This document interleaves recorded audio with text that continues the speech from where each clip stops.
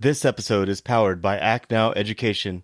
Go to www.actnoweducation.com for free comprehensive educational resources and opportunities for active duty, veterans, military spouses, and children. My brother, he found some cover. It wasn't the best cover, obviously, but he went to go turn around to yell something to some of the people who were kind of behind him, a little bit off on the side. And as he was about to start talking, his head kind of jerked back and he fell back on his assault pack, and he was killed pretty much instantly. After that, he was shot and killed. Warriors, fall in. It's time for formation. Today I'm welcoming a special guest who is an Afghanistan Operation Enduring Freedom combat veteran. And like many of us, he experienced the tragedy of war, but also took on a tragedy within the ranks of his own family.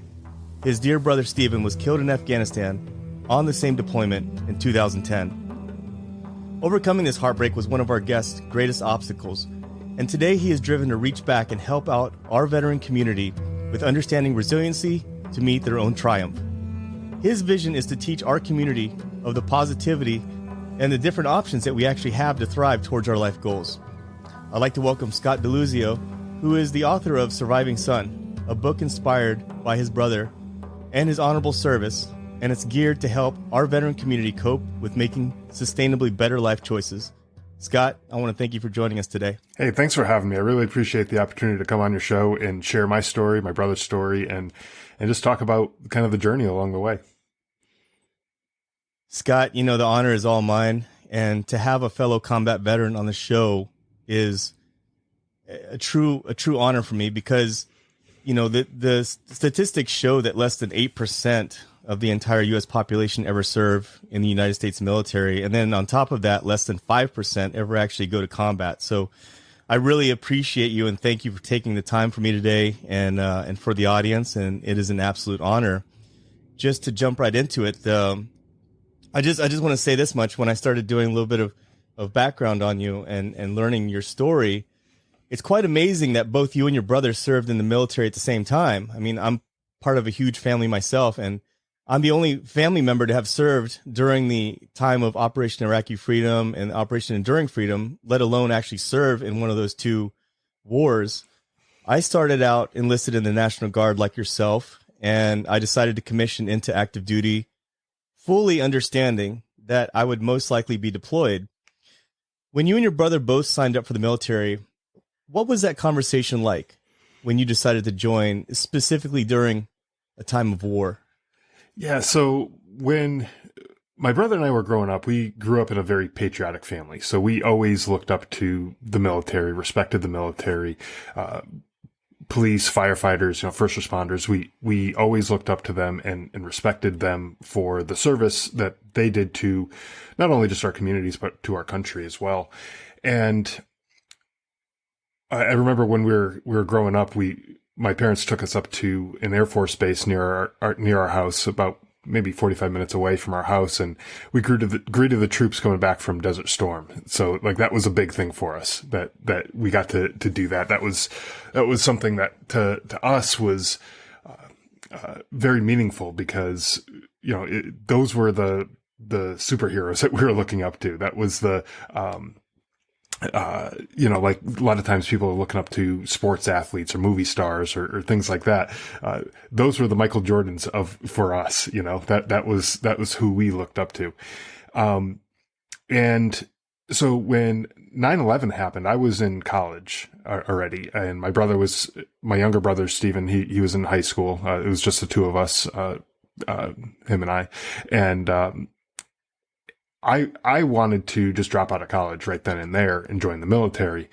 That thought crossed my mind. I slept on the decision, ultimately decided that knowing myself, I probably wouldn't come back to college if I dropped out at that point. And I decided, okay, I'm going to stay with college. I'm already, a year plus in to college, and I might as well just stay in and finish that. If there's any sort of military response, it's going to be longer than the next few years. So, I'll have my chance to get into it if I really want to at that point. fast forward a few years, my brother in 2004, he met up with a guy. He was going to school up in Vermont to college, and he met up with a guy who was in the Vermont Army National Guard.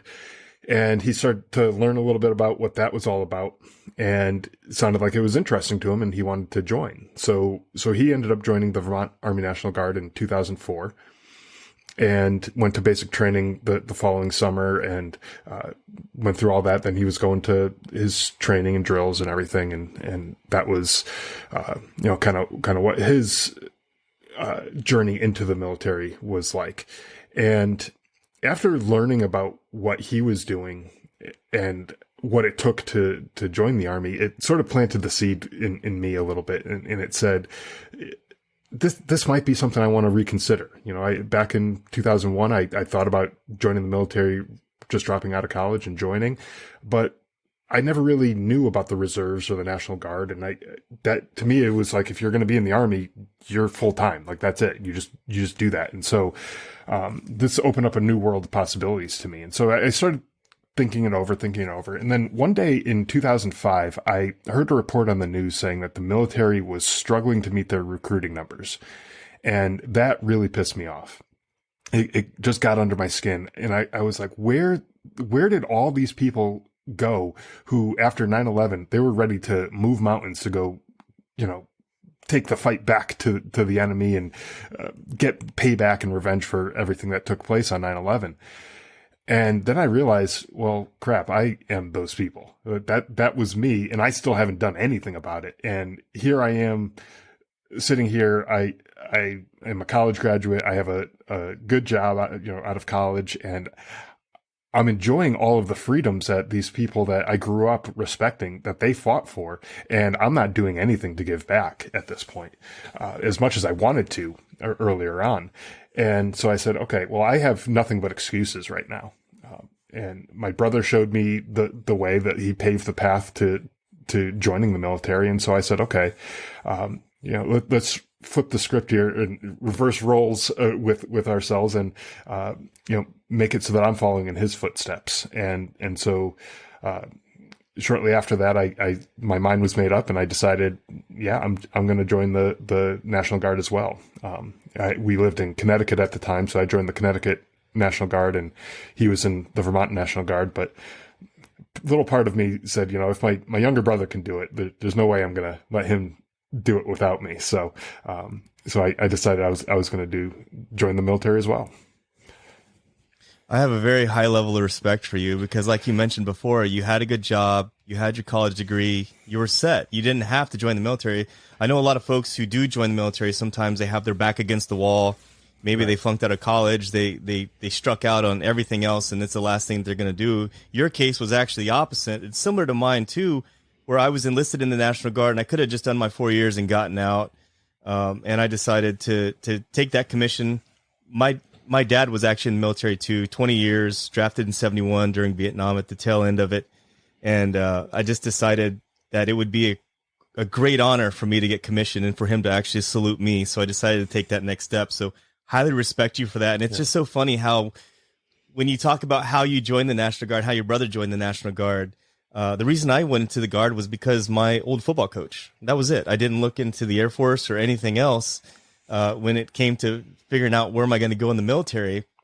And what I find most interesting, from my understanding, before your actual 2010 deployment, your younger brother had previously served in Ramadi, Iraq in 2006. Correct. And I was deployed in Mosul, Iraq in 2004, I left in 2005. And I know things in Iraq in 2006 were still very hot. So your brother Stephen was already very familiar with deployment and combat. Now, before you guys left on that 2010 deployment, did he provide any perspective before you both deployed to Afghanistan? Yeah, he did. And you're right. In 2006, things were still very, very hot. They lost several people over there, injuries and some casualties as well. And it was a tough time for him over there. I know when he came back home, you could tell he was changed. It definitely affected him. And fast forward a few years to our deployment We started our pre-deployment training and things like that in 2009. And I remember him telling me that I was an NCO at that time, and obviously I didn't have any combat experience like he did at that point. We both had just recently made sergeant, and he told me to listen to the guys who had deployed before me, regardless of their rank. If they're specialists or privates or whatever it was, didn't matter.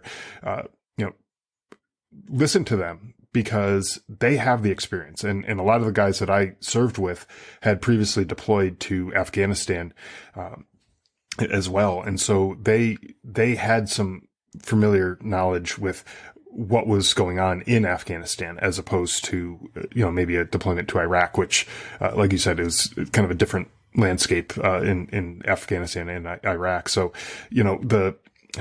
he said, just pay attention to what they're telling you.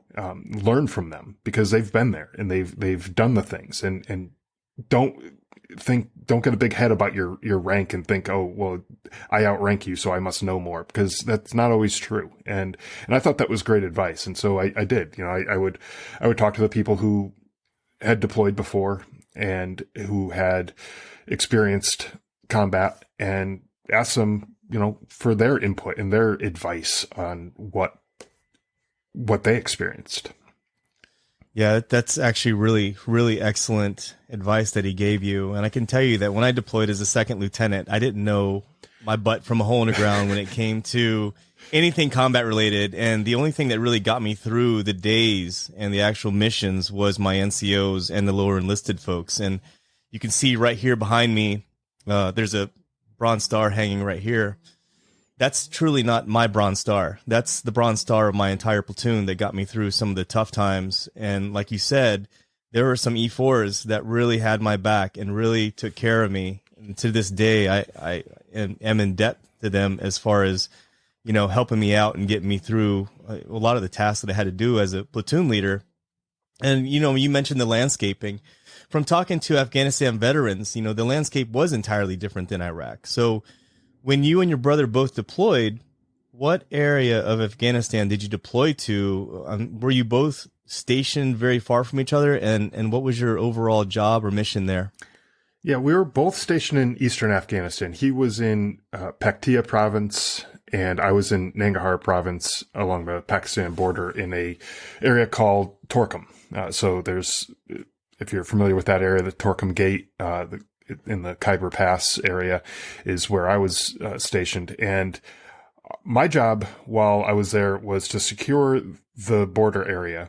Obviously not just my job, but our unit's job was to secure the border area, because that was a major border crossing between Pakistan and Afghanistan. And for people who aren't familiar with Afghanistan, it's a landlocked country, so no oceans or anything like that going into Afghanistan.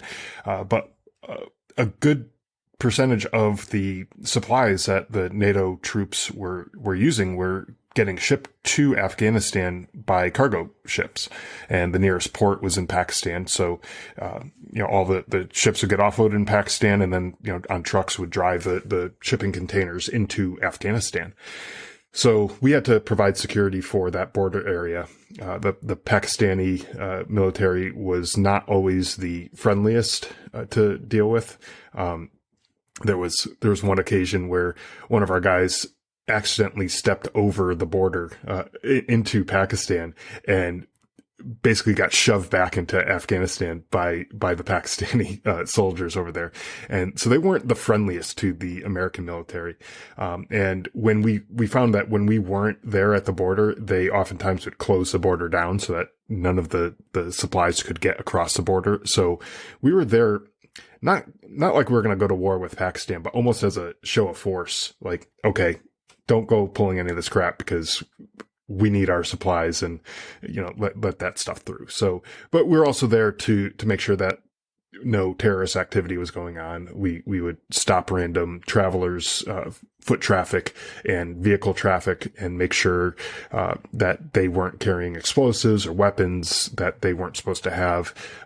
We had biometric screenings that we would pull random people aside and check them to see if they had any ties to previous terrorist activity and things like that. So we would go through, quite a bit on the border there with all the people coming through and all the vehicle traffic and everything. We also would go on missions to other places in that area. We'd fly out to remote villages on helicopters and go search through villages for Taliban activity. We did some training with the Afghan army and the Afghan border police as well to kind of teach them some tactics to help them do their jobs and secure their country, because ultimately the goal was that we weren't going to be there forever, and that hopefully that they would be able to take over security of their own country and maintain whatever gains we had accomplished while we were there. So that was kind of our job in a nutshell. I'm not entirely sure my brother's job. I know they did do much more patrols through the villages in their area, again, searching for, Taliban activity and things like that.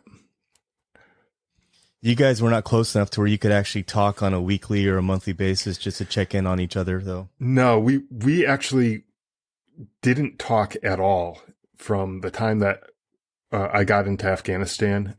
The last time we spoke was, I actually, the last time we saw each other in person was in pre-deployment training in Camp Atterbury, Indiana, which is actually sort of funny story that I talk about in the book, where I came into Chow Hall. He happened to be there as well. And he started making fun of me for all of the crap that I had hanging off my assault pack, because we were moving to a different base. And so I had, if I wanted to take it with me, I had to figure out a way to either stuff it in or strap it on. And he was calling me a hobo and telling me how I looked like I was homeless and everything. So, he always liked to poke fun at people, but it was all, good natured, humor and stuff like that. Of course. Yeah. But it was a good time. So yeah, that was the last time I think I actually spoke with him. The only other communication I had with him was really third party through my parents. Like if I called home and talked to them, they would relay messages from him, when he called home and kind of talked to them and said what he was up to too. We tried, if anyone who's ever been to Afghanistan knows the cell phones that they have over there, you can buy them at any of the local markets or, on Bagram Air Base, I think is where I got mine. You can buy a cheap cell phone with a SIM card, and he had one too. We tried calling and connecting a couple times, but never got through.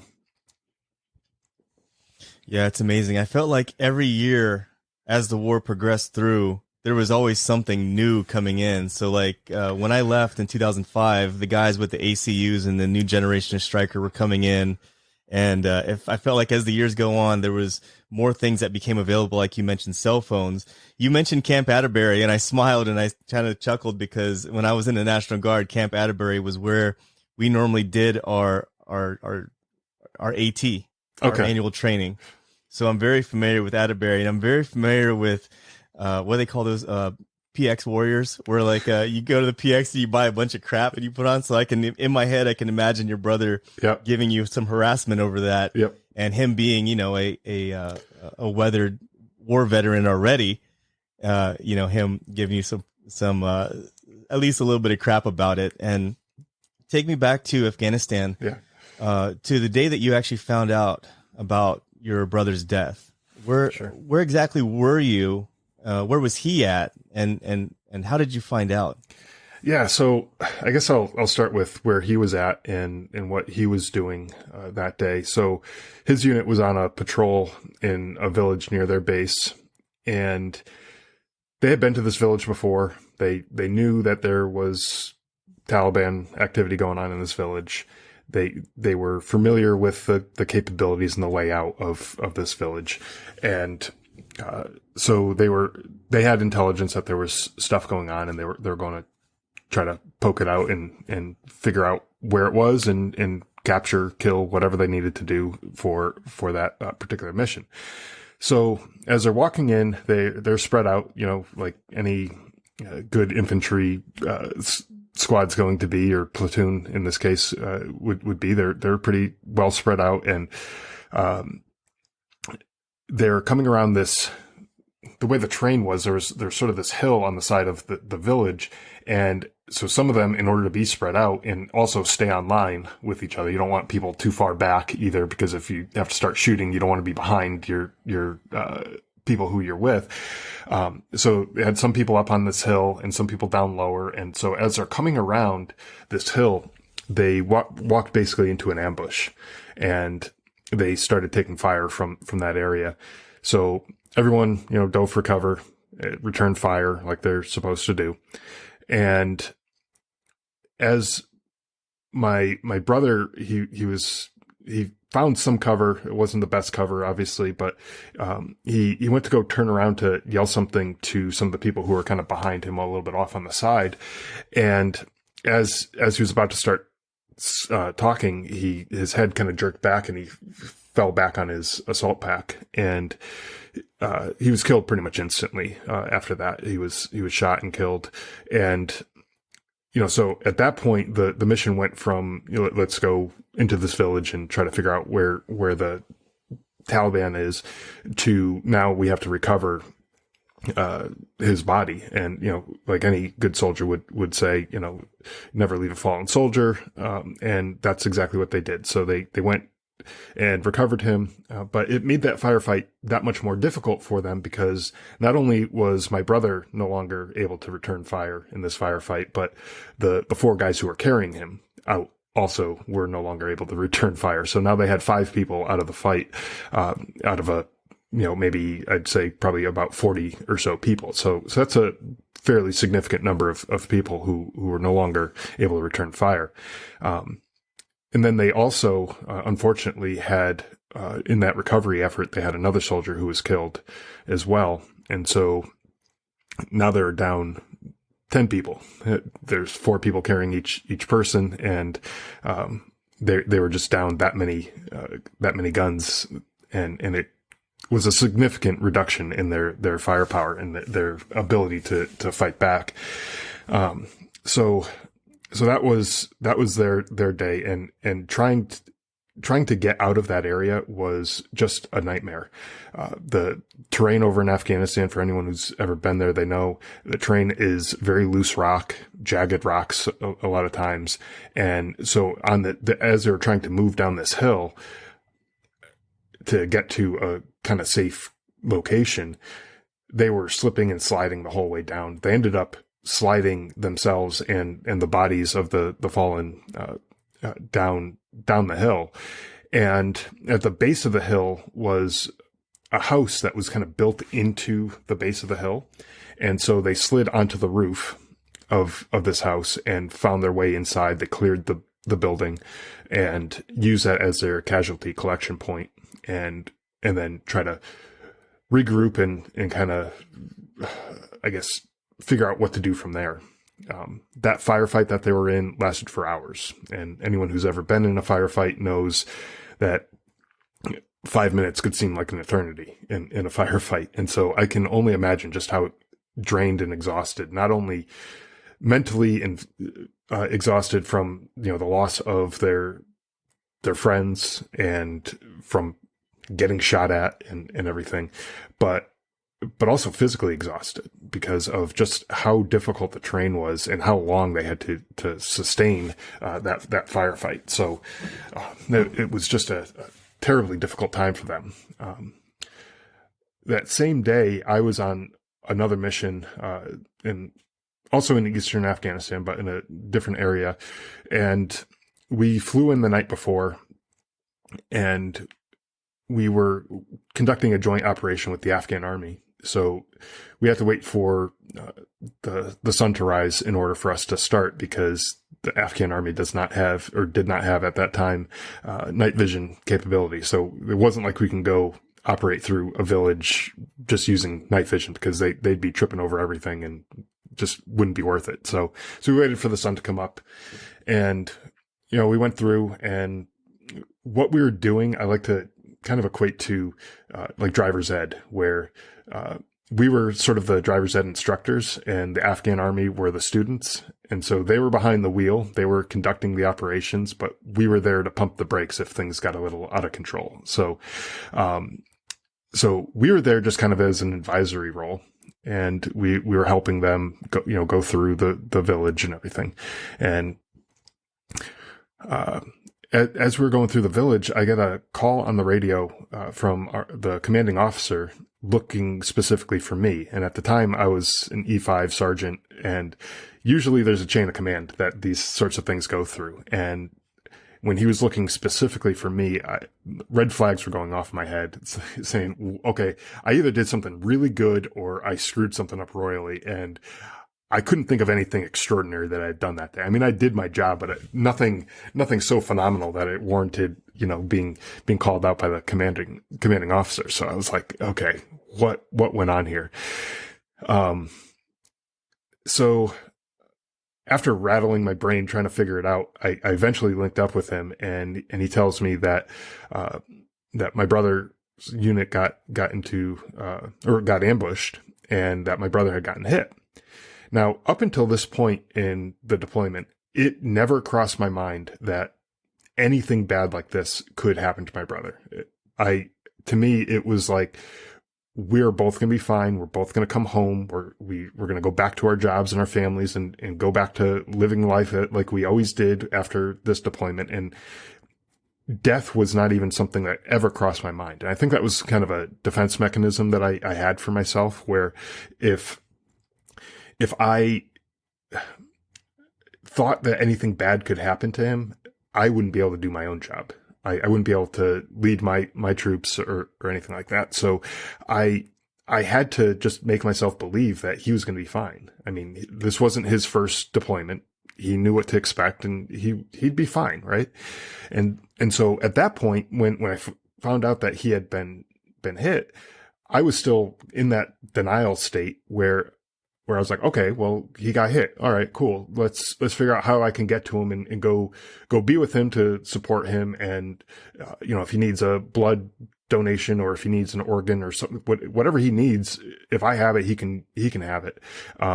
And let's figure out that the logistics. Let's get me out of here and get me to him. But what I didn't understand was that he was killed. And so, when the commanding officer told me, yeah, he's been killed, I was in complete disbelief, and I broke down. I was crying. I couldn't compose myself. It was just such a hard thing to deal with. But just a few minutes after finding out that he was killed, about maybe 20 minutes or so, our own unit started taking fire from the village that we had just come out of. Obviously, the Afghan army who was going through the village, clearing it for weapons and things like that, did not do a great job, because they missed the RPGs that they were shooting at us, and the AK-47s and other guns like that. So we had to get back into the fight, and I had to put the grieving side of me aside. I had to put my personal issues aside. As much as I wanted to hang on to that and continue to grieve, I knew that if I did, I wouldn't be able to lead my soldiers, and that something bad could happen to them. And I didn't want that to happen. I didn't want to end up having to look their families in the eye and say, yeah, your loved one's no longer here because I couldn't keep my head right. I couldn't get myself together. And so, I put the grief aside, but that very quickly turned to anger. And I had these like fleeting moments of like, okay, I'm just going to go down and I'm going to just kill every Afghan I see in this village. Like I just had these extreme bursts of anger coming through me. But I also knew that if I was to do something stupid like that I wouldn't make it out alive. And I couldn't do that to my parents, to my wife, to my newborn son who was at home. I couldn't do that to any of them and have them lose two people on the same day because I couldn't keep my stuff together. So I said, you know what? I got to just put this aside, put my personal issues aside, and just go and do my job. That's the safest way for me to make it home for my family, the safest way for my guys to make it home to their families. And that's what I want. If I flipped out and lost control, then the Taliban won that day, and they would end up with a higher body count than they ended up with. And I didn't want that to happen. So I had to get my head right. And I did. I went and just did my job. I made sure my guys were positioned where they needed to be, made sure that they had the supplies that they needed, ammo and everything like that. But we did what we needed to do. And then I realized I'd be able to grieve afterwards. I have a whole lifetime to grieve after this. I just need to make it through this day. So. Wow. I mean, Scott, I can't tell you, man, how I can't even imagine, having been in combat myself, having been under fire, having dealt with IEDs. I mean, I can't imagine. That's just a lot of emotional intelligence and courage, tough mentality that's going through your head within less than a 24-hour period, Scott. And you know, that defense mechanism that you're talking about, I also discovered that too. And it was so funny that when I was a platoon leader, whenever somebody was hurt or killed, and whether it was a civilian or it was a fellow soldier or whatever, it was like, especially if it was a contractor, like in my mind, I was just like, well, like they signed up for this, they wanted the money, whatever the case was. If it was a soldier, it was obviously different, or if it was a military, it was obviously different. But I found that like a lot of the soldiers that were a part of that experience, we would have like 5 soldiers standing around one dead body, and those 5 soldiers would process that experience differently. For me, it was like, if it was a contractor, I was like, well, they accepted $100,000 and this is what happens. And then I would just move on with myself. And so I would also create those defense mechanisms. But then some people would humanize that person and go, well, that was somebody's uncle or that was somebody's dad. And I would think to myself, why are you thinking like that? You can't do that. You're not going to last this entire year if you keep thinking like that. Right. So, and I want to ask you, Scott, man, when you came back from your deployment, how long was it before you could actually open up and talk about these things? Because right now you're very courageous when it comes to talking about your situation. Everything that you just described right there, having been through this myself, I couldn't imagine what it would be like to have lost my brother and also be in a firefight at the same time and try to put all these things aside.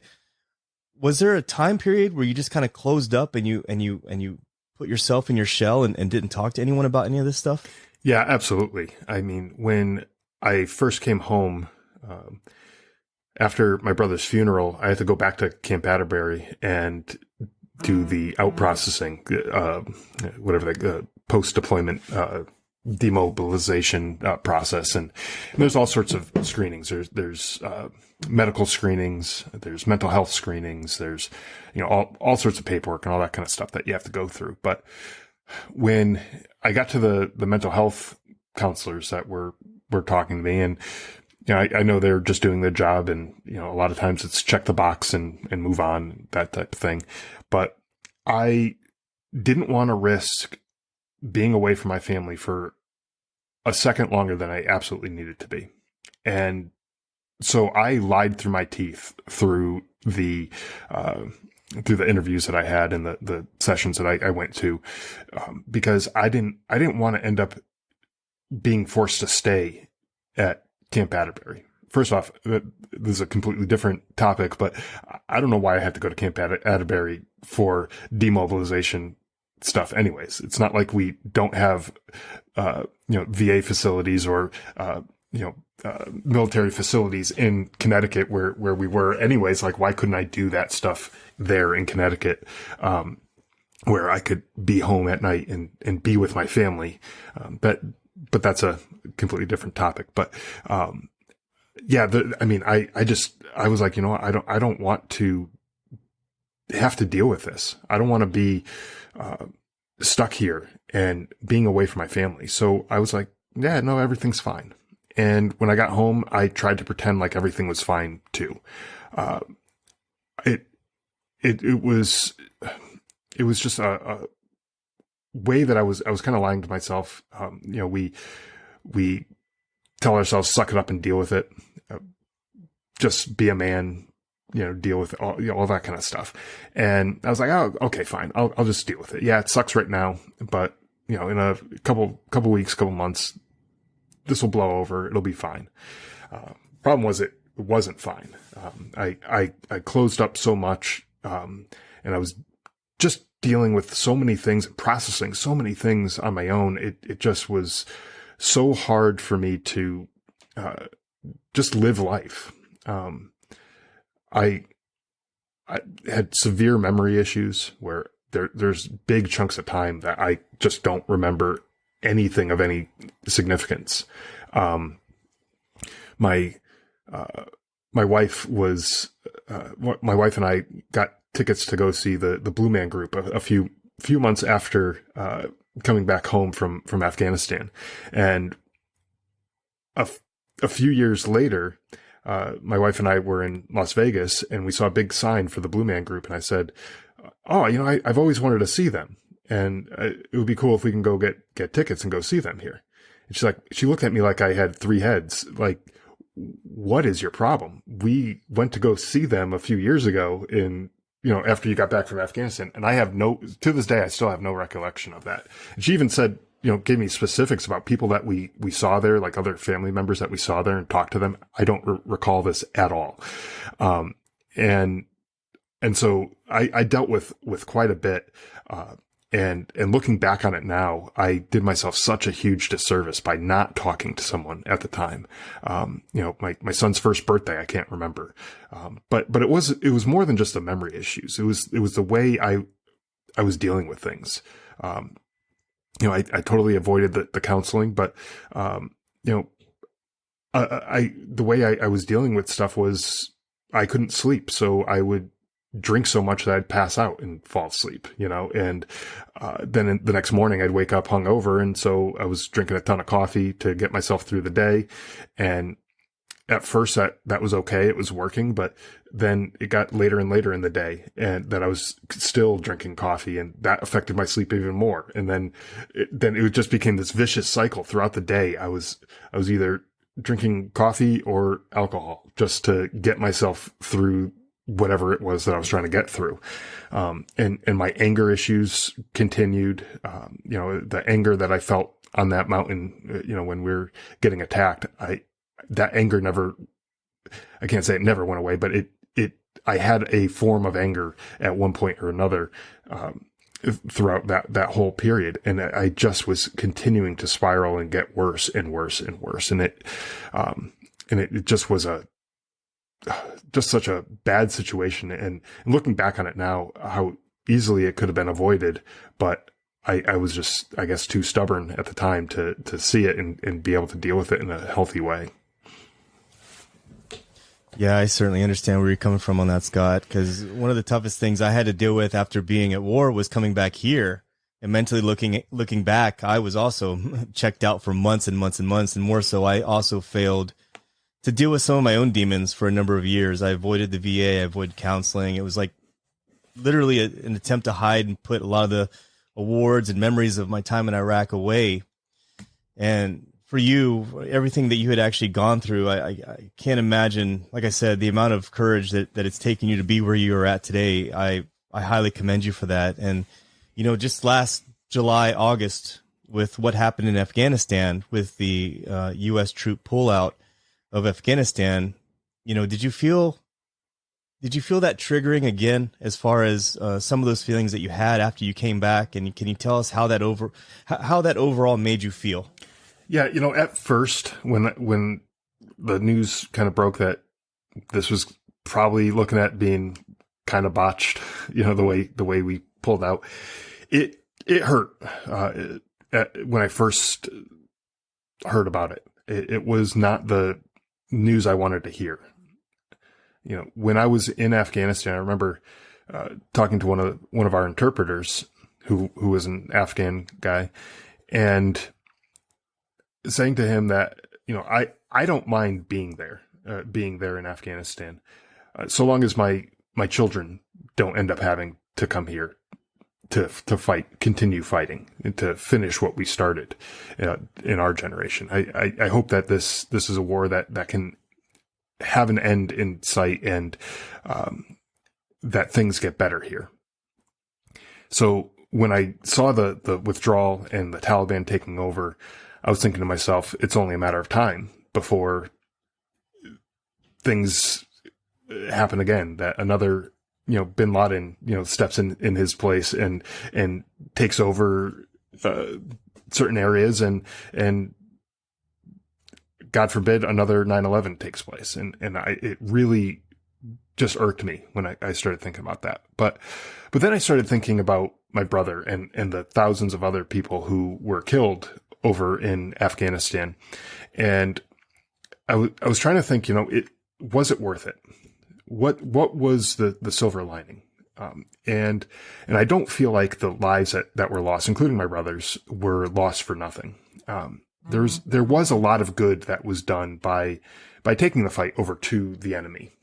By fighting over there, we essentially prevented another 9/11 style attack here in America by having the fight in their backyard and not ours.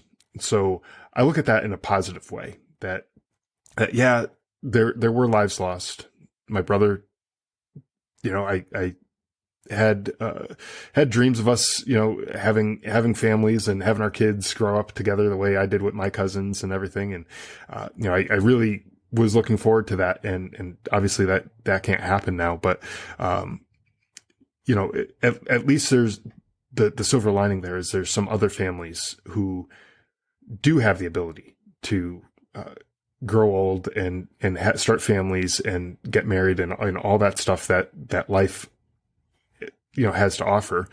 And so I look at that as, there's so many Americans that are probably alive today that may not have been had we not done anything over there in Afghanistan.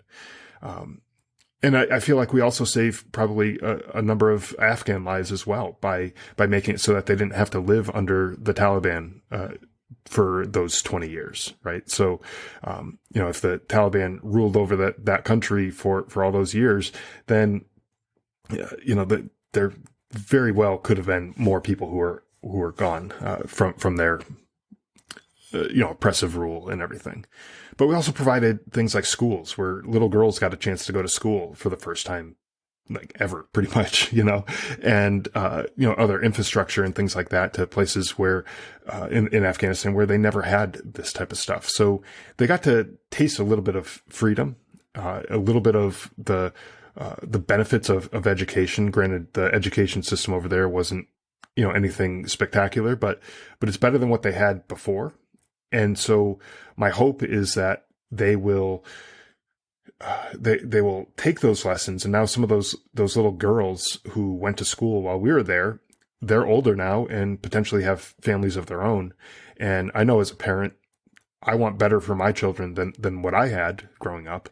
And if that's true with them, they had an opportunity to go to school and now their children don't. And so I'm hoping that they use that as kind of fuel to fight back and push back against the Taliban.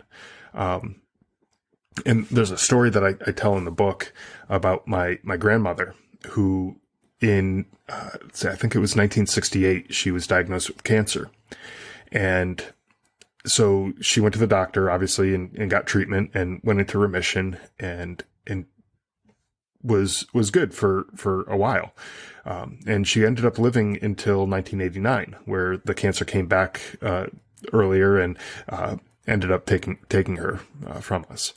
But that was about a 20-year period, that she got to live, from the time that she was first diagnosed with cancer to the time that she ultimately passed away. And I think about that time period and say, was that 20 years, or was it the efforts of the doctors, in 1968, was that a wasted effort? Obviously not, because she got another 20 years of life. She got to meet most of her grandkids and she got to experience life for that time period. And yes, ultimately she was taken from us, but, she still got to experience life for that time period. And I look at the Afghan people as as the patient and the NATO troops as the doctors and the Taliban as the cancer. And so while we got rid of the cancer for a little while, made it so that they weren't completely terrorizing them every single day, ultimately they came back and took over. And now Afghanistan's still there. The people are still there. I hope that they have another fight in them and they can come back and take over again. I always find it so fascinating to hear from Afghan veterans about that circumstance, because for me, my situation was, I was in Mosul, Iraq, and a few years back watching ISIS just plow through the Kurds and plow through Mosul airport and take all that stuff over, man, it did hurt. There was a part of me that was just kind of like, like we owned that. Like we had that area locked down and we owned it. And I always like to hear the perspectives of folks that were actually in Afghanistan, because I didn't get a chance to go to Afghanistan. I was just in Iraq. So, and I definitely want to talk about your book, Scott. And here on the Morning Formation podcast, we focus on transition. Sometimes that's education, sometimes it's mental transition. Specifically want to talk about the title of your book. Would you mind telling us how you came up with it?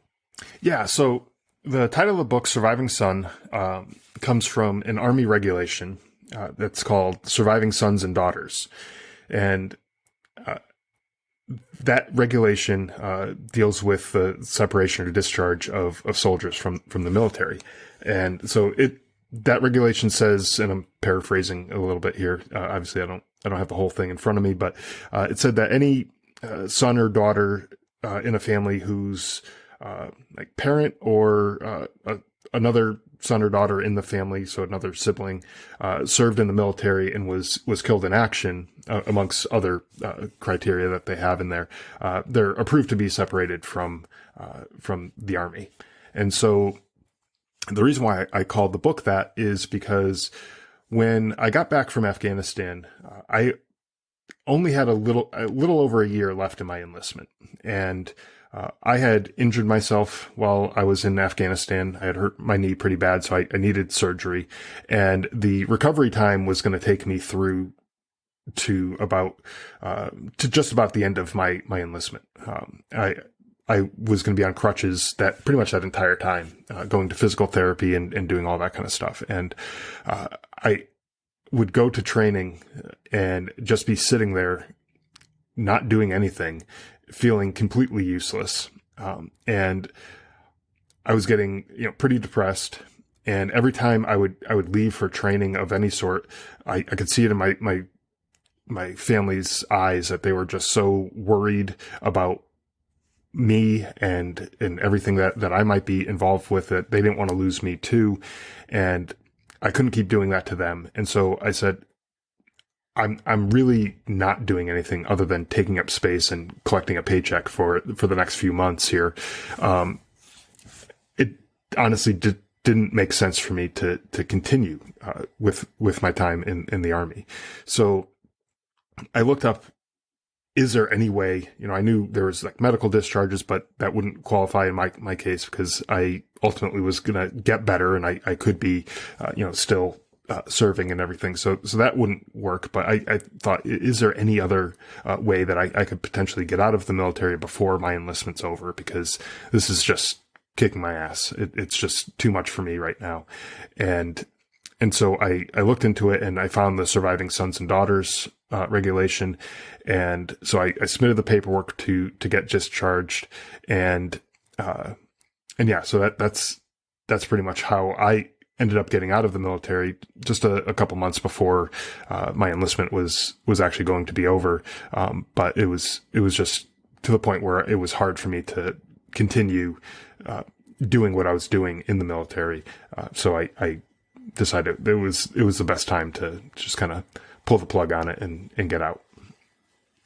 Yeah, no issues with that at all, man. Because at the end of the day, I was the same way. And it's funny that you had to do the legwork to look up that regulation. Yeah. I had a similar situation where when I went to resign my commission, they tried to tell me that I had an additional 3 or 4 years of IRR service. And I was like, well, that's impossible because I was non-scholarship commission. Mm-hmm.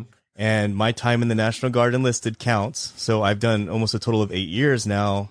Don't try to tack on, because when I got out, I wanted to get out. I didn't want to get out and then get a job, move somewhere, and then get called back in again. Yep. Like I was done. I wanted to get out. So I understand, where you were at with that. And, yeah. Yeah, and that's exactly my thought process too, was that if I just wrote it out until the end of the enlistment, I still had 2 years of IRR, and I definitely did not at all in any way, shape, or form want to go back overseas, and which is what would have happened if I got called up, under IRR. And so I knew that at least I was still in a place where my chain of command was willing to help me out and get me out of here. But if I went to some other unit, they may not be so willing to accept the discharge through that. So I said, not, it's either now or never, and so I didn't really want to roll the dice on that. No shame in that at all, because at the end of the day, we've done more than most. That's for sure, Scott. Right. And you had been through a tremendous amount of grief and stress and anger, and you had to overcome a lot. And I understand that what you shared in the book was some raw details of yourself, some darker aspects of your journey, and what you had to overcome to get where you are now. For veterans out there who might be suffering in silence, what advice do you have for them to help process and progress towards their own life goals, whether it be personal or career? Yeah. So I think the biggest thing, if you're out there suffering in silence, there's no reason for it. You can talk to somebody. You can go to the VA. A lot of people, if they're not comfortable with going to the VA, for one reason or another, or maybe they're not even able to go to the VA because of, the nature of their discharge or whatever. There are other organizations out there that are out there to help. They want to help veterans. Some organizations are out there. They don't care if you served one day and then got out. They are there to help process whatever it is that you're dealing with. And so go talk to someone. When I finally decided to go get help, which eventually I did, it was such a relief to me. It made me realize that I didn't have to carry this burden around, my past all by myself, and that someone was there to help me. Not that they were going to necessarily carry it for me and take it off me, but they're going to help me figure out how to deal with it and compartmentalize and work through some of the issues that I was having. And so, I think it has made my life better to be able to talk about it. In a selfish way, talking on podcasts like this, or even on my own podcast, we talk about different things, and it's almost a form of therapy in and of itself by being able to have these conversations. So, just being able to talk, even if it's not in an official, therapist kind of session, whatever, find someone who cares about you. If they really truly care about you, they'll listen to what you have to say. If you're truly sincere that there's something that's going on and you need to talk about it, they'll talk to you. And if they don't have the best advice, they can help you figure out, what to do, what the next steps are. So just talk to someone. I think that's probably the best advice that I could give to people. Getting your thoughts out there and off of, out of your head, really are a great way to kind of clear up some of that space. I certainly agree, Scott. And, I always make this comment. When I got out in 2007, the biggest thing social media platform wise was MySpace. And today we have Facebook, we've got LinkedIn, we've got Instagram, we got, all these different ones out there, and connecting with folks. Like, I feel it when I talk to folks like you who've been to combat before, and I wasn't in Afghanistan, I was in Iraq, but we have similar experiences. Like some of the things you talked about today, I wanted to dive deeper in, but just due to time, I didn't. Like you mentioned earlier about training the Afghans. Like I had some experience training the Iraqis, and we could dive down that rabbit hole another time, Scott. Sure. But just really quickly, before we wrap things up here, I want to talk about your podcast and your podcast itself. What actually brought you to the table to create your podcast, Drive On? Yeah. So when I came back from Afghanistan, several people that I served with ended up taking their own lives. And obviously one is too many, but the numbers kept creeping up. There's, one and then two, and then, it just kept going. And I just wasn't okay sitting around waiting for that next phone call, or text message saying that someone else took their own lives. So, and I also realized that it wasn't just a problem with the people who I served with, but also just with people throughout the military in general, veterans, actively serving, even reserves and stuff like that. It was just a problem that was widespread. So I wanted to do something that would reach as many people as possible. And so I thought of doing this podcast, the Drive On podcast, where we talk to other veterans about their experiences, kind of like what we did today, and share their stories and give hope to the veterans who are out there who might be, like you were saying before, suffering in silence. But we also talk about other resources that are available, different organizations that are providing resources to veterans that you may just not even know about because you haven't heard about them before. But there's plenty of organizations out there that are doing great things for veterans. And ultimately the name of the game is to give hope to those who are suffering. I'm sorry, it's not easy to come to the table and talk about your own experiences. A lot of this stuff that I have in the background here are things that I had literally put away and stuffed away in totes and whatnot, and hadn't looked at and didn't talk much about. So seeking counseling was something that probably saved my life, and it was something that I avoided for years. So I understand what you're saying, and also connecting with folks who are like-minded and have like experiences, whether it be serving the military or whatnot, is something that's sort of therapeutic for me as well. And Scott, for folks out there who might be interested in the book, where can they find information on the book, and where can they purchase the book?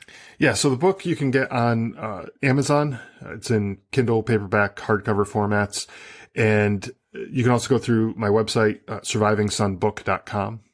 And as far as the podcast, it's driveonpodcast.com, is the website, but anywhere that you listen to podcasts, wherever you're listening to this one right now, you can subscribe to Drive On Podcast. And social media, we're on all the major Instagram, Facebook, Twitter, LinkedIn, YouTube, all at Drive On Podcast. So you can find it there. And for anyone listening as well, you can take a look at the show notes. All the information will be down there. I'll put all of Scott's social platforms as well as the Amazon link where you can purchase the book. I just got the book, and it's something that I'm going to certainly dig into because I know that there's a lot of information in here that I'm going to be able to relate to just based off of our conversation today. And Scott, I want to ask you, do you have any final message to our audience members out there listening? Yeah, so one of the things I think I like to just remind people is that you've already survived 100% of your bad days so far. The future in your world may not seem like it's bright for you right now, but it'll get better. I think about when I was in basic training, when we woke up, we'd go to PT, which was usually cold and sucked, but then we had breakfast, which was warm and nice. The food wasn't the best necessarily, but it was something I could look forward to. And then we go do something else that sucked for a few more hours, and then we'd have lunch, and then something else that sucked, and then we'd have dinner, and then a little more suck, and then we'd go to bed. And the point is that even through all of that suck, all the things that I didn't enjoy doing, there were still little moments that I could look forward to. There were, I think I literally got through basic training one meal at a time. Even the crappy MRE was something to look forward to, except for the omelets, because those were just terrible. But even still, there was still just one meal out of the day. So, you find those little things and you can appreciate and look forward to them. And if you have nothing in your life right now to look forward to, create something. Make it so that you have I don't know, if there's a snack or something that you enjoy, make it so that, at the end of the day, you can look forward to that and have that at the end of the day. And that's your little special thing to help you get through the day, and just find something that you can look forward to. I guarantee there's something that you can enjoy. even no matter how small it is. And hopefully it's something big, so that gives you a sense of purpose and meaning, but start with baby steps. If you need to crawl first, then you can walk, and then you can run, just like we did in the military. Most certainly. And the one thing I like to think about is the idea of this too shall pass. So if you're going through a rough time, this too shall pass. And, hang in there, stay strong. And you mentioned MRE, and right back here I have one MRE sitting there. It's expired, and I often wonder what would happen if I ripped it open and just ate it. Like, would I get completely sick? Or you always hear that those things last forever, but they do have an expiration date. Yeah, it's been nice knowing you. If I get too desperate, or anything, I guess I'm waiting for the big earthquake here in California, and I'm trapped in this office shed here. Right. That I call a podcast studio, and I have to eat it, then so be it. Right. But, Scott, I just want to thank you for sitting down with us today. I'm certainly dedicating this episode to your warrior brother, Stephen, who honorably served our great nation. And I'm truly honored to have sat down with you and have this conversation as well. And I can't tell you how appreciative I am, because I know that you're an extremely busy individual. So thank you for sitting down with the Morning Formation today. Yeah, absolutely. I really appreciate the opportunity to come on and share my story. So thank you for that. Yeah, I really hope that we can do some other things in the future as well, because I definitely can connect with some of the things that you're talking about, and the Morning Formation. You talked about some of the crappy times that we have. Well, I'm not a morning person. I didn't like the Morning Formation. But when I look back at it, it was before PT in the morning and it was real crappy. But at the end of the day, I can look back at it and think about several times where, we went out and we did things, and that was a time for us to get together and group up and connect and talk about what we did over the weekend, but then also take accountability of each other. And so that's why I named the show The Morning Formation, because like you said, Morning Formation sucked. But at the end of the day, that was kind of what brought us together at that one point every day to take accountability and check on each other. So thank you for being a part of the show today, Scott. Thank you. As for Scott and I, that'll be a wrap for the Morning Formation podcast. For everyone out there, I want you to stay tuned, stay focused, and stay motivated. Warriors, fall out. You've been listening to the Morning Formation podcast. I hope you found today's materials helpful and of value to your current situation. You can connect with me on Instagram at _morning_formation_podcast, or you can connect with me via email at theformationpodcaster@gmail.com. Also, I would like to thank my partners at Act Now Education for their support. Authenticity, community, and trusted is what you can expect from all members of the Act Now Education team. You can link up with them today and learn about some new, free educational resources on their Facebook, Instagram, LinkedIn, or at their website, actnoweducation.com. Whether today's show took you back to a nostalgic time or helped you think about tomorrow, thank you for tuning in, and I look forward to seeing you again. Stay safe and stay motivated. Warriors, fall out.